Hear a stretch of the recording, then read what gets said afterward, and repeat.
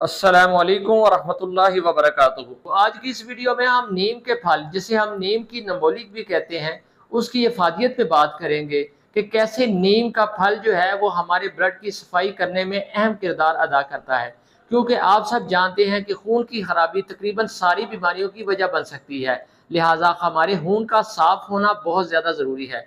जिस्म पर होने वाली एलर्जी, खारिश, एक्जिमा, सोराइसिस ये निशानदही करती है कि आपको ऐसी ग़िज़ा की ज़रूरत है जिससे हमारे ब्लड में बढ़े हुए जो टॉक्सिन्स हैं या जिस्म में बढ़ी हुई तेज़ाबियत जो है उसको कम किया जा सके। तो उसमें नीम की नमोली जो है वो अहम किरदार अदा करती है। वैसे तो नीम के पत्तों को भी पानी में उबाल कर नीम का काढ़ा बनाकर पीना भी फ़ायदा देता है। नीम की नमोली मई, जून और जुलाई के महीनों में आपको नीम के दरख्त से आसानी से मिल जाती है और पत्ते खज़ां के मौसम के अलावा बाकी सारा साल अवेलेबल होते हैं। आप इन दोनों को इस्तेमाल मिलाकर खून की खराबी को ठीक कर सकते हैं। नीम की नमोली खाने से होता क्या है? नीम की नमोली जो है हमारे खून में जाकर आपके ब्लड में जो मौजूद कच्चा बलगम है उसको खून से अलहदा कर देती है और बॉडी से बाहर निकाल देती है। ये कच्चा बलगम जो है ये बनता कैसे है?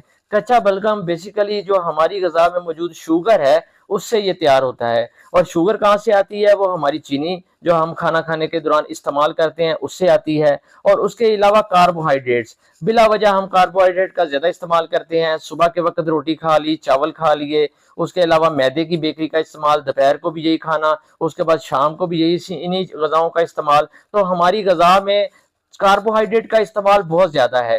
प्रोटीन और फैट जो है वो ना होने के बराबर है। एक सेहतमंद इंसान को रोजाना 10 से 15% जो है वो कार्बोहाइड्रेट इस्तेमाल करने चाहिए, यानी सब्जियां, फल, उसके अलावा जितने भी अनाज है उनका इस्तेमाल। और उसके अलावा जो है वो प्रोटीन 25 से 30% प्रोटीन का होना चाहिए।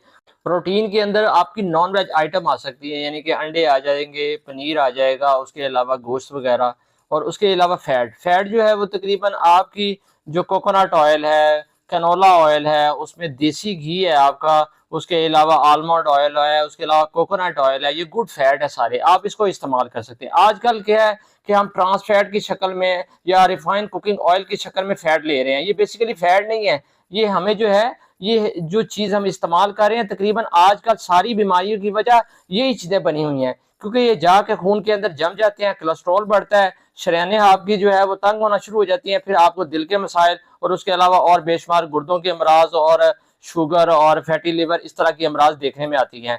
तो लिहाजा गुड फैट का इस्तेमाल करें, अच्छी प्रोटीन का इस्तेमाल करें और गुड जो है वो कार्बोहाइड्रेट उसके अंदर जिसके अंदर फाइबर ज्यादा है, तो इन चीजों का इस्तेमाल करें तो इंशाल्लाह आप बीमार नहीं होंगे। जैसे पहले वक्तों में लोग कम बीमार हुआ करते थे, पुराने वक्तों में लोग इन ऑर्गेनिक ग़िज़ाओं की बजाय ऑर्गेनिक ग़िज़ाओं का इस्तेमाल करते और पूरे साल में एक बार खून को प्योरीफाई करने के लिए नीम का इस्तेमाल करते थे। जो सावन भादरों का महीना होता है उन्हीं महीनों से पहले जो है वो नीम की नमोली के फल का सीजन होता है, यानी उस मौसम में आपको नीम के दरख्त के नीचे जो है नीम की पकी नमोलियां जो है वो बिखरी हुई मिल जाएंगी। आप उसको उठाएं और उसको इस्तेमाल में लाएं। और नीम के पत्ते तो पूरा साल ही आपको आसानी से मिल जाते हैं, उसका काढ़ा बना के इस्तेमाल करें तो ये दोनों चीजें आपके खून को साफ रखेंगी और मुख्तलिफ बीमारियों से बचाएंगी। नीम के पत्तों का काढ़ा जो है वो मुंह और हलक के अमराज में बहुत ज्यादा फायदेमंद है। वो तमाम अफराद जो पान का इस्तेमाल करते हैं, मावा, मेमोरी इस्तेमाल करते हैं, सुपारी इस्तेमाल करते हैं, तो उसकी वजह से मुंह और हलक के अमराज होते हैं, इन्फेक्शन हो जाता है। नीम के पत्तों के काढ़े से कुल्ली करना फायदा देता है। अगर स्टार्ट में इन चीजों से तौबा कर ली जाए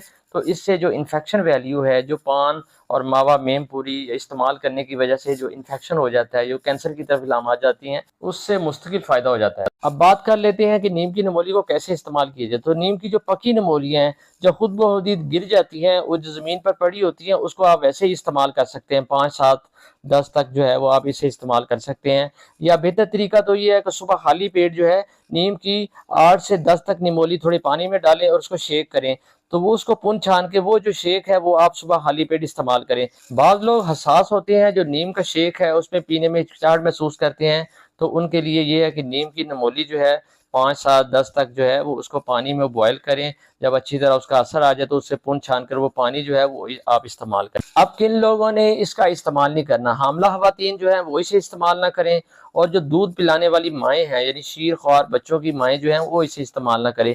इसके अलावा बाकी तमाम अफराद जो है वो अब इसे इस्तेमाल करें और साल में ज़रूर एक दफ़ा इसे इस्तेमाल करें ताकि खून साफ़ हो जाए और आप मुख्तलिफ बीमारियों से बच जाएँ। देखिए, हमारे खानों में बेइतदाली की वजह से 3 तरह की रतूबात जो हैं वो हमारी बॉडी में बढ़ जाती हैं। पहली रतूबत जो है वो बलगम, बलगमी चीज़ों का ज़्यादा इस्तेमाल करने से खून में बलगम बढ़ जाती है और जब बलगम मुतफ़्फ़र होती है तो आशिकी ज़हर बन जाता है, जिसकी वजह से अमराज़ लगती है। दूसरी जो है वो खुश्की पैदा करने वाली ग़िज़ाएँ हैं, उनके मुतफ़्फ़र होने से तो बवासीर ज़हर खून में बन जाता है। और तीसरी वजह जो है वो गर्म चीज़ों का ज़्यादा इस्तेमाल है हमारी ग़िज़ाओं में, तो उसके मुतफ़्फ़न होने की वजह से उस मादे की वजह से सुज़ाकी ज़हर बन जाता है। जो 3 तरह की अमराज़ हैं। तो जो पहली 2 जो हैं वो आशिकी ज़हर और बवासीरी ज़हर, इन दोनों की इस्लाह करने में, यानी खून के अंदर बढ़ी हुई जो बलगम है और खुश्की बढ़ी हुई है, तेज़ाबी अमराज़ जो हैं, उन दोनों की इस्लाह करने के लिए नीम की नमोली जो है वो बेहतरीन किरदार अदा करती है। उसको खून से जुदा करके बॉडी से बाहर निकाल दे देती है।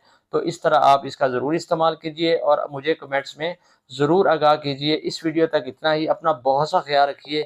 आपसे जल्द मुलाकात होगी नेक्स्ट वीडियो में। वस्सलामु अलैकुम वरहमतुल्लाहि वबरकातुहू।